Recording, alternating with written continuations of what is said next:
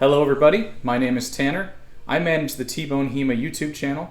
I'm also a member of the Rexburg HEMA Guild in Rexburg, Idaho. And we're going to do a sword review today. This is the Blackfencer Steel Generation Swept-hilt Sidesword. I've had this particular sword for about 6 months now. It's seen some pretty heavy use, so I think it's about time that I put a review out there for it. I love this sword. I absolutely love this sword. I can recommend it to anybody. It's got a decent price point. It's fantastic quality. There are a few caveats with it, especially if you're ordering from the US, but we'll get to those later. First, let's talk about the order process a little bit. Blackfencer made it pretty painless to get this thing ordered. The price point starts out at about 305 euros, which is about 350 US dollars. If you're familiar with the side sword scene, that isn't super high price. It's actually a pretty competitive price for a side sword, especially with the quality of make that Blackfencer puts out. Their craftsmanship is awesome. So mine started at about $350. After it was done and it was ready to ship, I had to pay, I think, a little over $100 more for the shipping. So if you're in the US, just watch out. Shipping is always going to be more expensive when you're ordering things from Europe, which if you've been in HEMA for long, you're probably used to that by now. It also cost an additional $70 for this customization here. I got the brass coating on the hilt. You can see there. It's gorgeous and it's held up pretty well. You can tell that it's seen a lot of use, but the overall image and the presentation is still there. I'm very, very happy with how well it's held up. For payment for the sword, they just had me pay directly through their website. It was pretty painless, nothing too complicated there. An additional nice thing about ordering through Blackfencer is they have a production time of, I think they gave me 3 to 5 or 4 to 6 months. I don't remember, somewhere in that wheelhouse.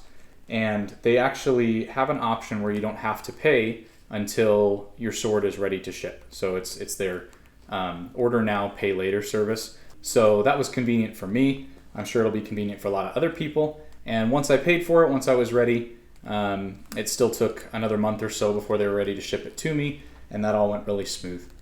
The shipping for this was very, very fast. I know it was expensive from Europe, but once they shipped it out, it took less than a week to get to me. I think I got the notification on January 2nd, and this thing was at my door, I guess a little more than a week. It was at my door on the 10th of January.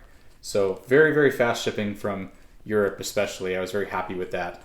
When the sword arrived, it was very well packaged. It was undamaged. It was in great condition. I only have good things to say about how they take care of their swords in shipping and getting them to you. It was very nice, very professional. They treated the sword very well. As far as customer service goes, Blackfencer was very responsive. They were very easy to work with. I had, like I said earlier, this custom brass finish.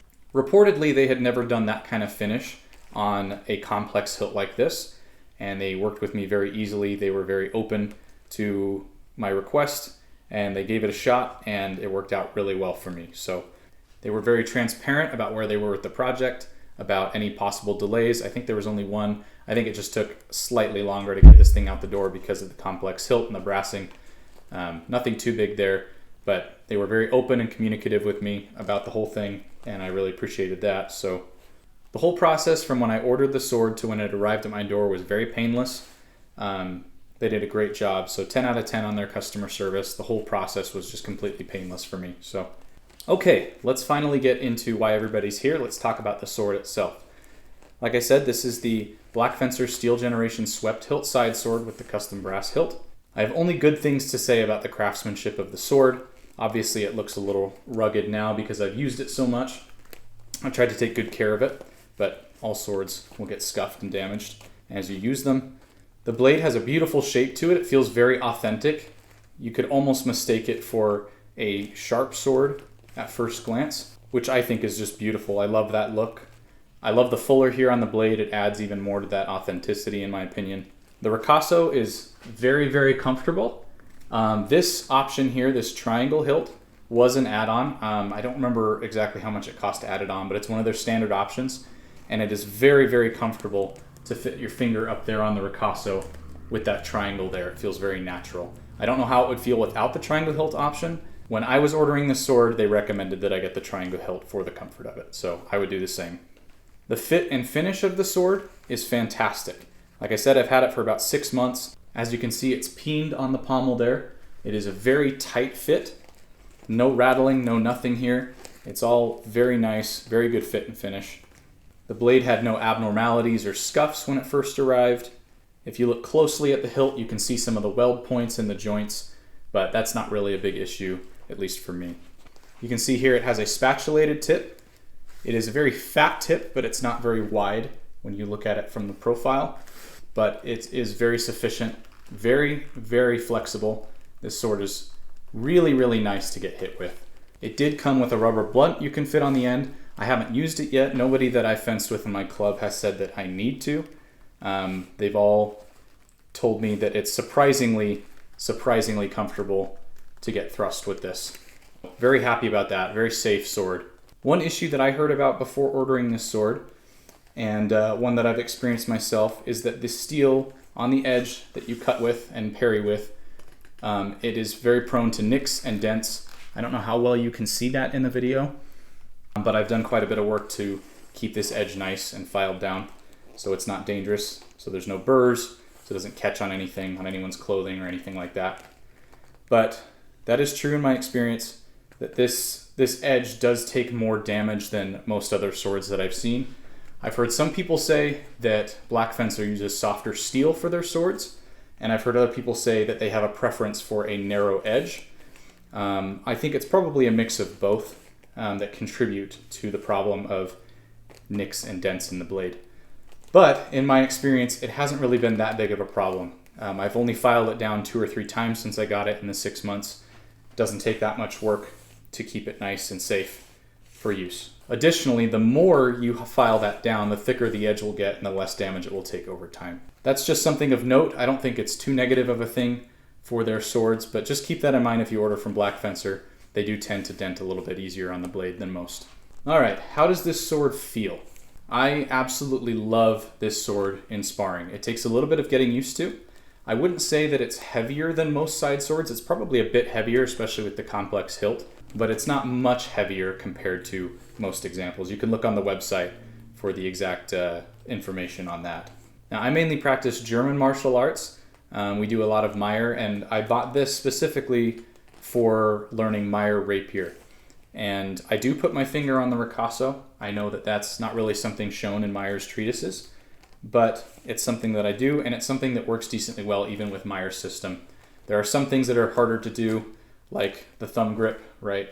For the most part, anything that you see in Meyer's rapier can be done with your finger on the ricasso and with a sword in this style. It's just personal preference for me personally.